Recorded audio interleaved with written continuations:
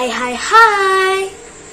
Mari mendengarkan pantun rohani bersama Rendra di Salatiga. Bersama Hayun dari Denpasar. Berdasarkan bacaan hari ini, Selasa 27 September 2022. Hari ini adalah peringatan Santo Vincentius Apollo, Imam. Dari Injil Lukas bab 9 ayat 51 sampai 56.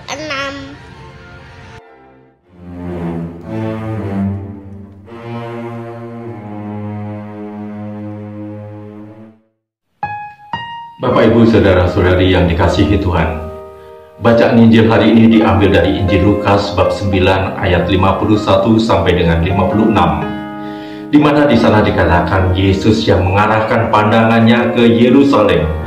Dan Yesus dalam perjalanan menuju ke Yerusalem melalui sebuah desa orang-orang Samaria. Lalu karena bermaksud untuk singgah di desa tersebut, Yesus mengirim utusannya, katakanlah untuk semacam meminta izin dan mempersiapkan segala sesuatu bagi kehadirannya. Akan tetapi ketika mengetahui bahwa Yesus bermaksud ke Yerusalem, maka orang-orang Samaria tersebut menolak kehadiran Yesus. Mereka merasa iri bahwa perhatian Yesus justru ditujukan kepada orang-orang Yahudi. Bagi mereka, Yerusalem adalah pusat ibadah orang-orang Yahudi, sementara mereka orang-orang Samaria telah sejak lama berseteru dengan orang-orang Yahudi tersebut.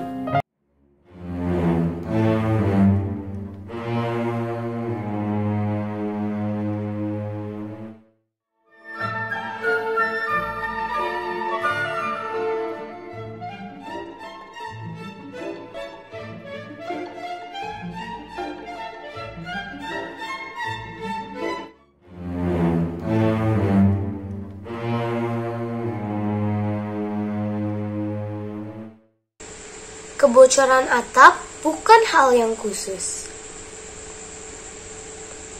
sebab akan tuntas bila sudah dilem.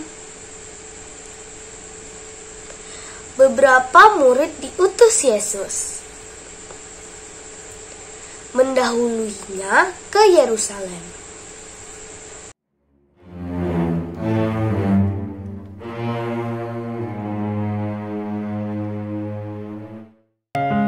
Kita pun barangkali seringkali merasa iri, merasa dengki terhadap keberhasilan tetangga kita, terhadap kesuksesan teman kita, sehingga kemudian kita merasa bahwa perhatian Tuhan adalah kepada mereka dan bukan kepada kita, sehingga kemudian kita pun merasa marah kepada Tuhan. Kita pun menolak kehadiran Tuhan di dalam diri kita. Di sisi yang lain, Yakobus dan Yohanes menjadi sangat marah atas penolakan orang-orang Samaria tersebut, sehingga kemudian mereka meminta izin kepada Yesus untuk menghukum mereka. Tuhan, apakah Engkau mau supaya kami menyuruh api turun dari langit untuk membinasakan mereka? Akan tetapi Yesus berpaling dan menegur mereka. Lalu mereka pergi ke desa yang lain.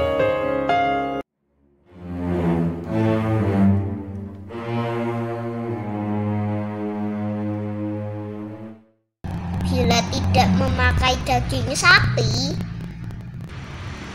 apakah akhirnya ada yang suka? Bolehkah kami menurunkan api untuk membinasakan mereka?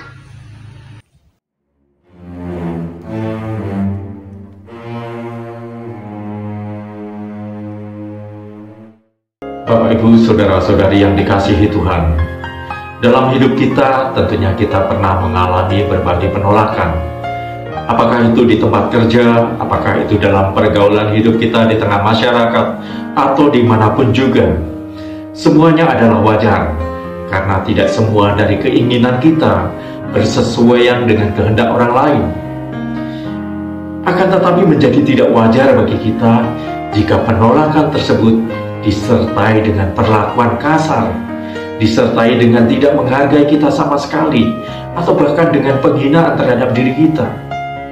Lantas apakah kita juga akan menghukum mereka, memusuhi mereka, sebagaimana Yakobus dan Yohanes yang akan menghukum orang-orang Samaria tersebut? Sejatinya sebagai murid-murid Kristus, ditolak, dihina, dan dibenci, itu sudah diingatkan Yesus jauh hari ketika Yesus mengatakan dalam Injil Markus 13 ayat 13, "Kamu akan dibenci semua orang oleh karena namaku, tetapi orang yang bertahan sampai pada kesudahannya, ia akan selamat."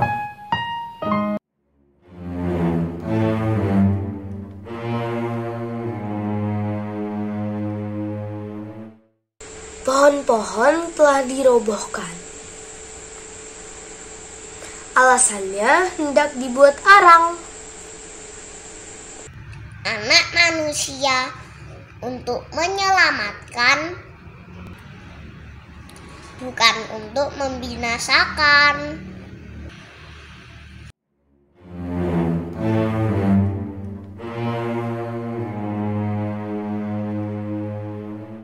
Bacaan Injil hari ini juga mengajarkan kepada kita bagaimana kita bersikap, yakni dengan kita menghindari permusuhan, sebagaimana Yesus juga menghindari pertentangan dengan orang-orang Samaria di desa tersebut. Lebih baik Yesus pergi ke desa yang lain.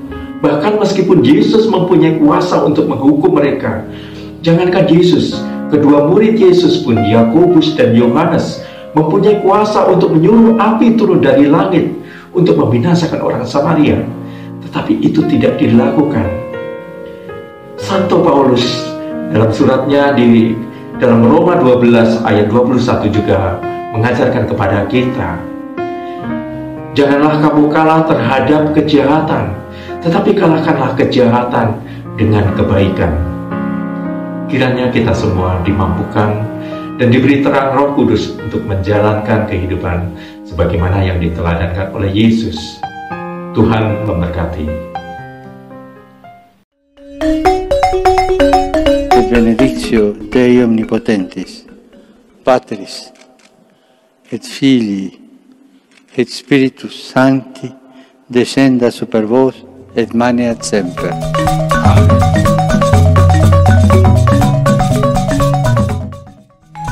Semangat pagi! Kuasa yang kita milik hendaknya selalu untuk kebaikan, bukan sebaliknya.